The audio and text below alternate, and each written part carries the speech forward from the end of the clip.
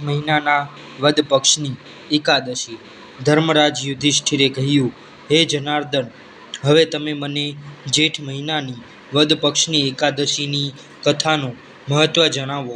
આ એકાદશીનું નામ શું છે, તેનું મહાત્મ્ય શું છે તે મને જણાવો. શ્રી કૃષ્ણ ભગવાને કહ્યું, જેઠ મહિનાના વદ પક્ષની એકાદશીનું નામ યોગીની એકાદશી છે. તે વ્રતથી સમસ્ત પાપ નાશ થાય છે. આ વ્રત આ લોકમાં ભોગ અને પરલોકમાં મુક્તિ દેનાર છે. આ વ્રતથી પાપ નાશ થાય છે.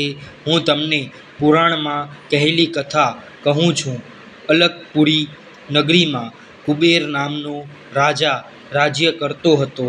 તે શિવજીનો ભક્ત હતો. તેમની પૂજા કરવા તે હેમમાલી ફૂલ લાવતો. તેને વિશાલાક્ષી નામની સુંદર સ્ત્રી હતી. એકવાર તે માનસરોવરમાંથી ફૂલ લઈ આવ્યો, પણ કામાસક્ત થવાના કારણે ફૂલોને રાખીને પોતાની સ્ત્રી સાથે રમણ કરવા લાગ્યો.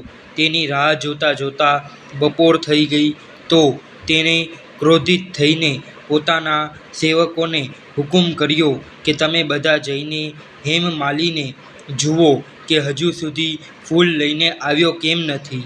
જ્યારે યક્ષોએ તે જાણ્યું તો તેઓ કુબેરની પાસે આવીને કહેવા લાગ્યા, હે રાજન, હેમમાલી અત્યાર સુધી પોતાની સ્ત્રી સંગ રમણ કરી રહ્યો છે. યક્ષોની વાત જાણીને કુબેરે હેમમાલીને બોલાવવાનો હુકમ કર્યો. હેમમાલી રાજા કુબેર સામે ડરથી કાંપતો કાંપતો હાજર થયો. તેને જોતાં જ રાજા કુબેર ખૂબ જ ક્રોધિત થયો અને એમના હોઠ ફફરવા લાગ્યા. તેમણે કહ્યું, હે પાપી, મહાનીચ, કામી, તે મારા પરમ પૂજ્ય ઈશ્વરનો અપમાન કર્યો છે. ઈશ્વર શિવજીનો આદર નથી કર્યો. તેથી હું તને શ્રાપ આપું છું. તું સ્ત્રીનો વિયોગ ભોગવીશ અને મૃત્યુલોકમાં જઈને કોઢવારો થઈશ. કુબેરના શાપથી તે જ પરે સ્વર્ગમાંથી પૃથ્વી પર નીચે પટકાયો અને કોઢવારો થઈ ગયો. તેની સ્ત્રી પણ તેનાથી છૂટી પડી ગઈ. મૃત્યુલોકમાં આવીને ખૂબ જ મહાદુઃખ ભોગવ્યા. પરંતુ શિવજીની ભક્તિના પ્રભાવથી તેમની બુદ્ધિ મલિન ન થઈ અને પછીના જન્મની પણ સૂંઘ રહી. તેથી તે ઘણા દુઃખોને ભોગવતો પોતાના પૂર્વજોના ખોટા કર્મોનું સ્મરણ કરતા કરતા હિમાલય પર્વતની ઉપર ચાલ્યો. ત્યાં ચાલતા ચાલતા માર્કંડેય ઋષિના આશ્રમમાં આવ્યો. તે ઋષિ અત્યંત વૃદ્ધ અને તપસ્વી હતા. તે બીજા બ્રાહ્મણની જેવા જ લાગતા હતા. તે આશ્રમ બ્રહ્માની સભાના સમાન શોભી રહ્યો હતો. હેમમાલી ત્યાં ગયો અને નમસ્કાર કરી તેમના પગોમાં પડી ગયો. તેમને જોતાં જ માર્કંડેય ઋષિએ કહ્યું, તે એવા કયા ખોટા કામો કર્યા છે જેનાથી તારે કોઢી થવું પડ્યું અને મહાન દુઃખ ભોગવવા પડે છે? ત્યારે હેમમાલીએ કહ્યું, હે મુનિ, હું રાજા કુબેરનો સેવક છું. હેમમાલી મારું નામ છે.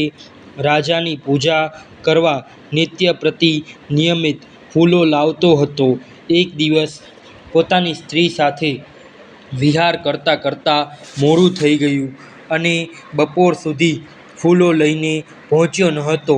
તેમણે મને શ્રાપ આપ્યો કે તું તારી સ્ત્રીનો વિયોગ ભોગવ અને કોઢવારો થઈ મૃત્યુલોકમાં દુઃખ ભોગવ. તેથી હું કોઢવારો થઈ ગયો અને મોટા દુઃખો ભોગવું છું. તેથી તમે કોઈ એવો ઉપાય બતાવો જેનાથી મારી મુક્તિ થાય. તેથી માર્કંડેય ઋષિ બોલ્યા, ભાઈ, તે મારી આગળ સત્ય વાત કરી છે. તેથી હું તારા ઉદ્ધાર માટે એક વ્રત બતાવું છું. જો તું જેઠ મહિનાની વદ પક્ષની યોગીની એકાદશીનો વિધિપૂર્વક વ્રત કરીશ તો તારા બધા જ પાપ નાશ થઈ જશે. તેથી હેમમાલી ખૂબ જ ખુશ થયો અને મુનિના વચન પ્રમાણે યોગીની એકાદશીનું વિધિપૂર્વક વ્રત કર્યું. તેનાથી પ્રભાવિત થઈને તે ફરી પોતાના જૂના રૂપમાં આવી ગયો અને પોતાની સ્ત્રીની સાથે વિહાર કરવા લાગ્યો.